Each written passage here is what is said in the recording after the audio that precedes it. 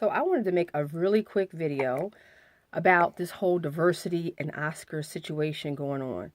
And what I want to say is we have to learn to stop asking, begging, pleading to be sat at tables where we were not invited, and then we're shocked when we're kept out.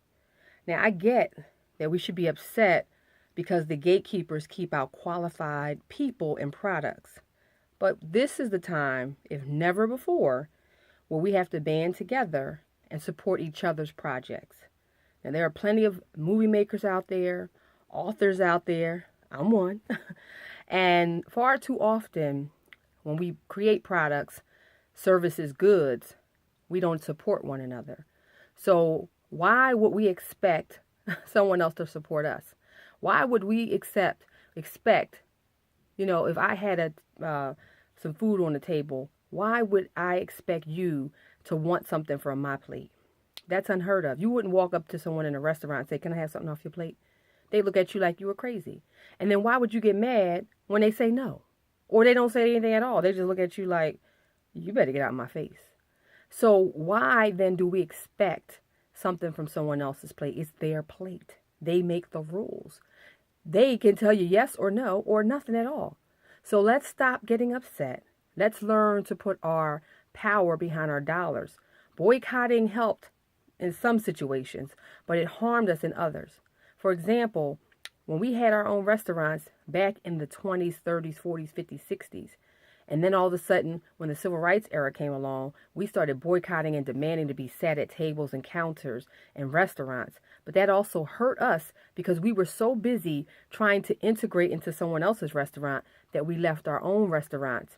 And so now we have this influx of people trying to support Black-owned businesses when we were doing that all along. So we have to get back to that place. A lot of times in movies, movie makers, producers, they make their money through advertisement, where product placement is a big thing. So if a person has a soda can, let's say the actor has a soda and they're drinking it, or they have the latest and the greatest designs, shirt, necklace, whatever, they know that you're going to watch that movie and then you're going to go out and buy that product. So we have to learn to put our money, not just by not going to the movies, but we have to learn to be mindful of the places and the things that we purchase as well. Our purchasing power is in the trillions. So why not use those trillions of dollars to create our own businesses so we don't have to beg? Let's be smart about it.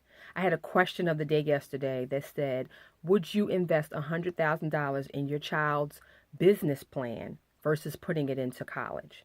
And a lot of people thought that was a really good question. I mean, I just think of these things. But let's start taking $100,000 that we were going to spend on the student loans anyway and create a franchise. Create a business. Create wealth and generational wealth for your children. That's the only way out. Education alone won't do it. You can have all the degrees you want, but if you're still begging for someone to give you an opportunity at their table, at their business, it's like the equivalent of driving and speeding and doing 100 miles per hour, getting pulled over by the cops and getting upset because they gave you a ticket. It's what they do. It's what you did.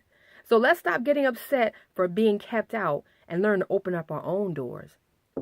Knocking on the doors is there. Opportunity is there waiting for us. We have to be smart enough to go after it. Time to get it crack-a-lacking. I'm out.